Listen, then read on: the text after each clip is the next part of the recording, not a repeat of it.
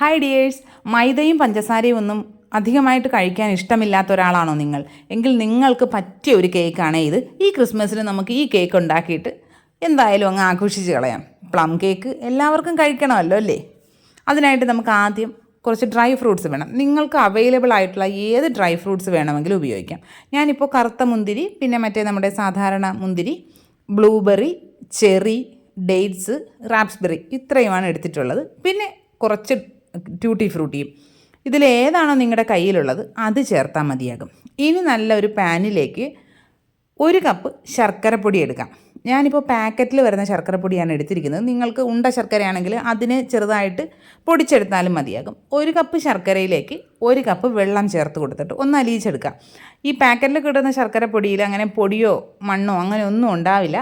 ഉണ്ട ശർക്കരയൊക്കെ ആണെങ്കിൽ ഇതൊന്ന് അരിച്ചെടുക്കാം. ഇത് നന്നായിട്ട് തിളച്ച് കഴിയുമ്പോൾ ഇനി ഇതിലേക്ക് നമ്മുടെ ഡ്രൈ ഫ്രൂട്ട്സ് ചേർത്ത് കൊടുക്കാം. ഡ്രൈ ഫ്രൂട്ട്സ് ചേർത്തതിന് ശേഷം ഒരുപാട് ഹൈ ഫ്ലെയിമിൽ വെക്കേണ്ട, എന്നാൽ അങ്ങ് മീഡിയം ഫ്ലെയിം ആക്കി അത്ര അങ്ങ് കുറച്ചിടുകയും വേണ്ട. അങ്ങനെ ഒരു ഇതിലാക്കി വെച്ചതിന് ശേഷം നന്നായിട്ട് ഇത് തിളയ്ക്കണം. ഇത് തിളച്ച് ഈ ഡ്രൈ ഫ്രൂട്ട്സ് ഈ ഒരു ശർക്കരപ്പാനി മുഴുവനായിട്ടും അബ്സോർബ് ചെയ്യണം. ഒരുപാട് അങ്ങ് വറ്റിപ്പോകണ്ട, എന്നാലും ഇതൊരു 3-4 മിനിറ്റൊക്കെ ഒന്ന് നന്നായിട്ടൊന്ന് കുക്കാകണം. ആദ്യമേ ഇതിൻ്റെ കൂട്ടത്തിൽ നമ്മൾ ട്യൂട്ടി ഫ്രൂട്ടി ചേർക്കുന്നില്ല. ട്യൂട്ടി ഫ്രൂട്ടി ഇത് ഫ്ലെയിം ഓഫ് ചെയ്തതിന് ശേഷമാണ് ചേർക്കുന്നത്. ഒരു 4 മിനിറ്റൊക്കെ ഒന്ന് തിളച്ച് കഴിയുമ്പോൾ ഫ്ലെയിം ഓഫ് ചെയ്യുക. ട്യൂട്ടി ഫ്രൂട്ടി കൂടെ ചേർത്തിട്ട് മിക്സ് ചെയ്ത് അവിടെ മാറ്റി വയ്ക്കുക. അത് അവിടെ ഇരുന്ന് നന്നായിട്ട് തണുക്കട്ടെ. ഇനി നമുക്ക് ഡ്രൈ ഇൻഗ്രീഡിയൻസ് ഒന്ന് മിക്സ് ചെയ്യാം. അതിനായിട്ട് ഒരു അരിപ്പയിലേക്ക് 1/4 കപ്പ് ഗോതമ്പ് പൊടിയാണ് ഞാൻ ചേർക്കുന്നത്. 1 കപ്പല്ല, 1/4 കപ്പ് ഗോതമ്പ് പൊടി ചേർക്കുന്നുണ്ട്. അതിലേക്ക് 1 ടീസ്പൂൺ ബേക്കിംഗ് പൗഡർ ചേർത്ത് കൊടുക്കുന്നുണ്ട്. പിന്നെ ഒരു 1/2 ടീസ്പൂൺ ബേക്കിംഗ് സോഡ ചേർക്കുന്നുണ്ട്. 1 നുള്ള് ഉപ്പ് ചേർത്ത് കൊടുക്കുന്നുണ്ട്. ഇത്രയും ചേർത്തിട്ട് ഇതിനെ അരിച്ചെടുക്കുക. എല്ലാ ഇൻഗ്രീഡിയൻസും മൊത്തത്തിലൊന്ന് മിക്സായി കിട്ടുന്നത് വരെ ഒന്ന് അരിച്ചെടുക്കുക. അരിച്ചെടുത്തതിന് ശേഷം ഒന്നുകൂടി ഒന്ന് മിക്സ് ചെയ്തിട്ട് നമുക്ക് വേറെ കുറച്ച് പരിപാടികളിലൂടെ ഉണ്ടേ. ഒരു മിക്സിയുടെ ജാറിലേക്ക് ഒരു ചെറിയൊരു കഷ്ണം ചുക്ക് ഒന്ന് ചതച്ച് ചേർക്കുന്നുണ്ട്. ഒരു ചെറിയ കഷ്ണം പട്ട, നമ്മുടെ ജാതിക്കയുടെ കുരു ഉണ്ടല്ലോ അതൊരു ചെറിയ കഷ്ണം, 3 ഗ്രാമ്പു, ഇതെല്ലാം കൂടി ചേർത്തിട്ട് ഒന്ന് പൊടിച്ചെടുക്കാം. നിങ്ങൾക്ക് വേണമെങ്കിൽ പഞ്ചസാരയും കൂടെ ഇട്ട് പൊടിച്ചെടുക്കാം കേട്ടോ. ഞാനിതിൽ പഞ്ചസാര തീരെ ഈ കേക്കിൽ ഉപയോഗിക്കുന്നില്ല. അതിനെ നമുക്ക് ഈ അരിപ്പിലേക്ക് തന്നെ ചേർത്ത് കൊടുത്തിട്ട് അതും കൂടി ഒന്ന് അരിച്ച് ചേർക്കാം. നിങ്ങളുടെ കയ്യിൽ ഇതിൻ്റെ എല്ലാം പൊടി ഉണ്ടെങ്കിൽ കുറേശ്ശെ ഒരു 1/4 ടീസ്പൂൺ വീതം എല്ലാം ചേർത്ത് കൊടുക്കാവുന്നതാണേ. അതെല്ലാം കൂടി ചേർത്തിട്ടൊന്ന് മിക്സ് ചെയ്ത് അവിടെ മാറ്റി വെച്ചിട്ടുണ്ട്. ഇനി നനവൊന്നും ഇല്ലാത്തൊരു മിക്സിയുടെ ജാറിലേക്ക് 2 മുട്ട പൊട്ടിച്ചൊഴിക്കുന്നുണ്ട്. 1 ടീസ്പൂൺ വാനില എസൻസ് ചേർക്കുന്നുണ്ട്. ഹൈ സ്പീഡിൽ ഒരു 30 സെക്കൻഡൊക്കെ ഒന്ന് അടിച്ച് നന്നായിട്ട് പതപ്പിച്ചെടുത്തിട്ടുണ്ട്. ഇനി ഇതിലേക്ക് ഒരു 1/4 കപ്പ് സൺഫ്ലവർ ഓയിൽ ഒഴിച്ച് കൊടുക്കുന്നുണ്ട്. അത് ഒഴിച്ചിട്ട് സ്ലോ സ്പീഡിൽ ഒരു 10 സെക്കൻഡ് അടിച്ചെടുക്കുക. ഇനി അതിനെ അവിടെ മാറ്റി വയ്ക്കുക. ഇനി നമുക്ക് നനവൊന്നും ഇല്ലാത്തൊരു ബൗളിലേക്ക് നന്നായി തണുത്തു എന്ന് ഉറപ്പായതിന് ശേഷം മാത്രം നമ്മുടെ ശർക്കരപ്പാനിയും ഡ്രൈ ഫ്രൂട്ട്സും കൂടെയുള്ള മിക്സ് ചേർത്ത് കൊടുക്കുക. അതിലേക്ക് നമ്മുടെ മുട്ടയുടെ മിക്സും കൂടെ ചേർത്തിട്ട് നന്നായിട്ട് യോജിപ്പിച്ചെടുക്കാം.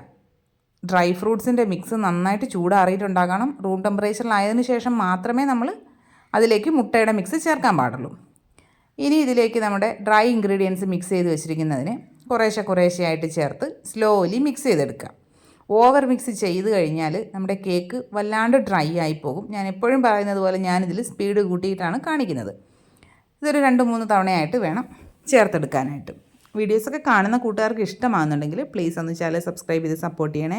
വീഡിയോസൊക്കെ ലൈക്ക് ചെയ്യുക, കമൻറ്റ് ചെയ്യുക, ഷെയർ ചെയ്യുക. സ്കിപ്പ് ചെയ്യാണ്ട് മുഴുവനായിട്ടും കാണുക വേണം. ഹൈപ്പ് ചെയ്യണം കേട്ടോ. ഇതാ ഇപ്പോൾ നമ്മുടെ മിക്സിങ് പരിപാടി ഫുള്ള് കഴിഞ്ഞിട്ടുണ്ടേ.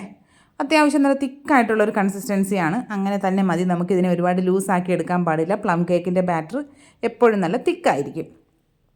ഞാനിപ്പോൾ കേക്ക് പെട്ടെന്ന് കുക്കായി കിട്ടാനായിട്ട് വലിയൊരു കേക്ക് ടിന്നാണ് എടുത്തിരിക്കുന്നത്. നിങ്ങൾക്ക് കുറച്ചുകൂടിയൊക്കെ ഹൈറ്റിലാണ് കേക്ക് വേണ്ടതെങ്കിൽ കുറേ കൂടി ചെറിയൊരു കേക്ക് ടിന്നിൽ വെക്കാവുന്നതാണ്. ഗാർണിഷിങ് പരിപാടികളൊക്കെ കഴിഞ്ഞതിന് ശേഷം പ്രീ ഹീറ്റ് ചെയ്ത് വെച്ചിരിക്കുന്ന പാത്രത്തിലേക്ക് ഇറക്കി വെച്ച് കൊടുക്കുന്നുണ്ട്. മീഡിയം ഫ്ലെയിമിൽ 35 മിനിറ്റ് ആയപ്പോഴേക്കും എനിക്ക് കേക്ക് കുക്കായി കിട്ടിയിട്ടുണ്ടായിരുന്നു. ഇതൊരു 8 ഇഞ്ചിൻ്റെ വലിയ പാനാണേ.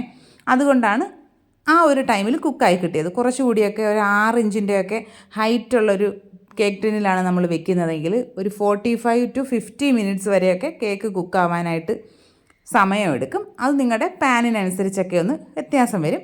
സ്ക്യൂർ വെച്ച് കുത്തി നോക്കിയപ്പോൾ അതിൽ പറ്റി പിടിച്ചിട്ടൊന്നുമില്ല. അങ്ങനെ ഞാൻ അതിനെ എടുത്ത് പുറത്ത് വെച്ചു. നന്നായിട്ട് തണുത്തതിന് ശേഷം ഡീമോൾഡ് ചെയ്തെടുത്തു. ഇത്രയും വലിയ പാനിൽ വെക്കുമ്പോൾ ഉണ്ടാകുന്ന ഒരു ഡിഫക്റ്റ് എന്താണെന്ന് വെച്ചാൽ നമ്മുടെ കേക്കിന് തീരെ ഹൈറ്റ് ഉണ്ടാവില്ല. നല്ല ഹൈറ്റിലിരിക്കുന്ന കേക്ക് കാണാനാണ് നല്ലൊരു ഭംഗി. ഇതിപ്പോൾ ആ ഒരു ഭംഗിക്കൊരു ചെറിയ കുറവുണ്ടെന്നല്ലാണ്ട് ടേസ്റ്റിൻ്റെ കാര്യത്തിൽ ഒരു കോംപ്രമൈസും ഇല്ല, സോഫ്റ്റ്നെസ്സിൻ്റെ കാര്യത്തിലും ഒരു കോംപ്രമൈസും ഇല്ല. അത്രയ്ക്ക് നല്ല അടിപൊളി സോഫ്റ്റ് ആയിട്ടുള്ള നല്ല ടേസ്റ്റി ആയിട്ടുള്ളൊരു കേക്കാണ്.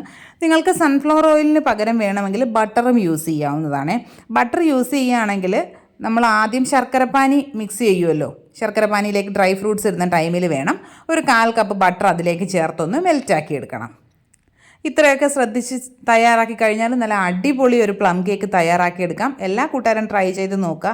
എന്നിട്ട് ഫീഡ്ബാക്സൊക്കെ കമൻറ്റ് ബോക്സിൽ അറിയിക്കുക. വീഡിയോസൊക്കെ ഇഷ്ടമാകുന്നുണ്ടോ അല്ലെങ്കിൽ നിങ്ങളുടെ സജഷൻസ് എന്താണ് അതൊക്കെ പറയാവുന്നതാണ്. ഇനി നമുക്ക് മറ്റൊരു വീഡിയോ ആയിട്ട് ഉടനെ കാണാം.